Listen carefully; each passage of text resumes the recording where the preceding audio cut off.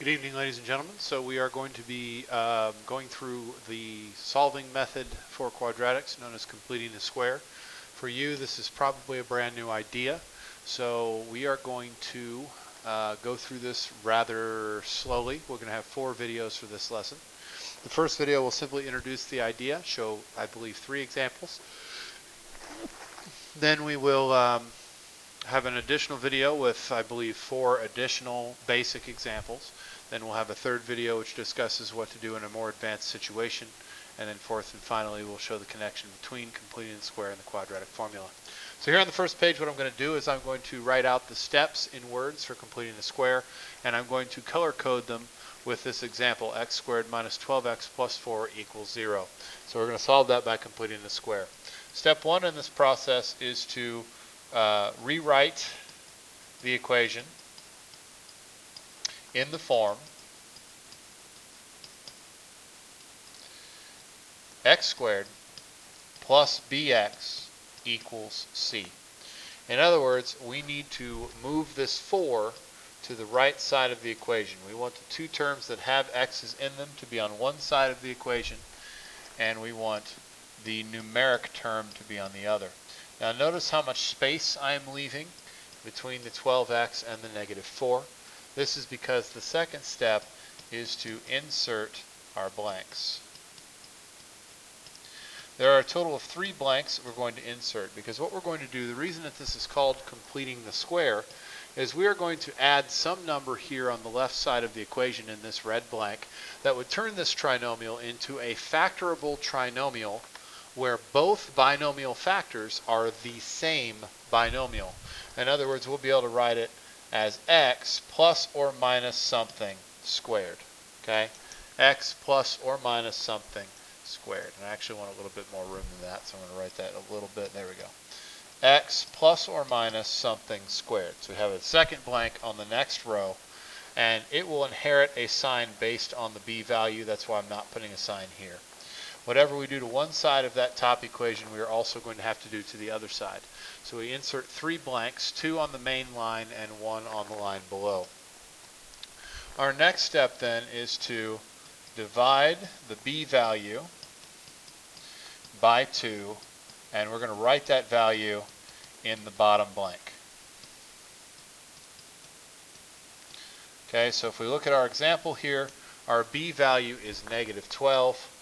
We are going to divide that by 2 and write it in this bottom blank. We're going to divide that by 2, and we are going to write it in this blank down here. So we're going to divide negative 12 by 2, which is negative 6.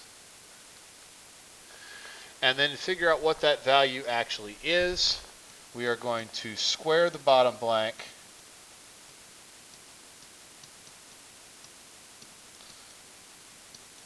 and we're going to write that value in the top blanks. And I'll explain how that works here. We take the negative 6 and we square it. Negative 6 times negative 6 is 36. So if we notice, what we've done is we've now turned the left side of this equation into a trinomial. Numbers that multiply to 36 and add to negative 12 are negative 6 and negative 6, meaning we've factored it into the binomial x minus 6 quantity squared. Whatever we add to the left side of the equation, we also have to add to the right side.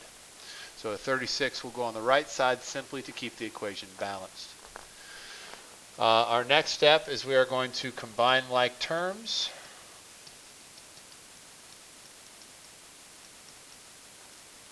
On the right side.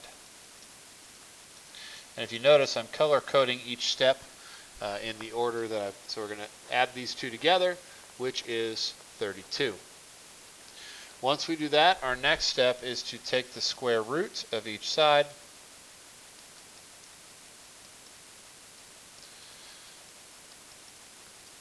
Okay, so we're going to take the square root of each side. So we have the square root of x minus 6 quantity squared equals the square root of 32. Now you're going to probably need a calculator for this.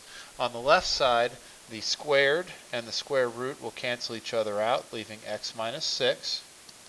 And on the right side, the square root of 32 reduces. Now I'm going to write that up here in the upper right hand corner. The square root of 32. 32 is not a perfect square, but it is divisible by a perfect square. So we should remember from Algebra 1 that what we do is we break root 32 into a perfect square portion and a not perfect square portion. In this case, 16 times 2. And then the 16 has a square root and the 2 doesn't, meaning that root 32 will become plus or minus 4 root 2. And the yellow calculators that you've had checked out to you by the school can do that for you. We are then going to finish solving for x, which is very simple. All we need to do is add 6 to both sides of the equation. Now 6 and 4 root 2 are not like terms, so our answer is 6 plus or minus 4 root 2. We cannot get a better answer than that. That is actually both of our answers put together. So we're going to do 2 more examples and then we'll stop this video and move on to an additional examples video, because some of you are going to understand this in 1, 2, or 3 examples, and others it's going to take more than that. So let's do another example. Here we go. We're going to do letter A. We have x squared plus 10x equals 11. Now that is already in the correct form, so our next step is to insert our blanks. We're going to insert one blank on each side of our top equation, because we're going to add something to the left side of this equation in order to make it a perfect square trinomial, and whatever we add to the right side we also have to add to the left. Remember, the point of this is to turn it into a trinomial that will factor into x plus or minus something quantity squared. Again, the way that we carry that process out is we take the 10, we divide by 2, which would be 5. That goes in the bottom blank. We then square that value, which would be 25. And then to keep the equation balanced, we copy the 25 to the right side. We then carry out that 11 plus 25, which is 36. This has rearranged our trinomial, our quadratic equation, into a problem that can be solved using square root method. In other words, take the square root of each side.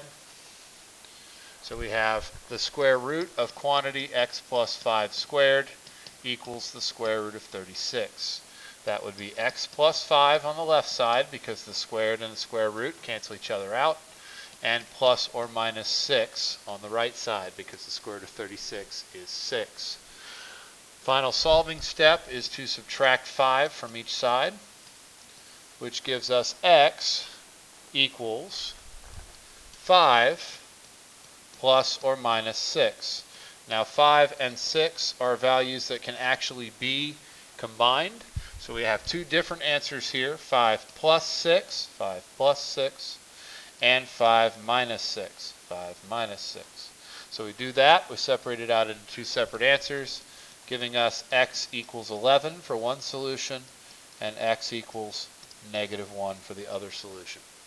Same thing on letter B. It is already ready for us to insert our blanks. We don't need to rearrange anything. So we insert one blank on each side of the equation. And we are again looking for a binomial squared equals. So we take -4, we divide by 2, which is -2. Notice how the sign matches up above. We then square -2. Remember that even when we square a negative, it will always be a positive. So -2 squared is +4. Copy that over to the right side. We're then going to add 45 plus 4 to get 49. That gives us a binomial squared equals a number. So we are going to take the square root of each side of that equation, which would give us x minus 2, because the squared and the square root cancel, equals plus or minus 7. Add 2 to each side to finish the solving process. Gives us that x equals 2 plus or minus 7. Those can be combined, so we are expected to split it up and do 2 plus 7, 2 plus 7, and 2 minus 7, 2 minus 7. So our 2 solutions would be x equals 9 and x equals -5. That does it for the introduction video. We'll do an additional video with 4 more examples of completing the square in basic situations, and then 2 additional videos for more advanced situations. Thank you for your time.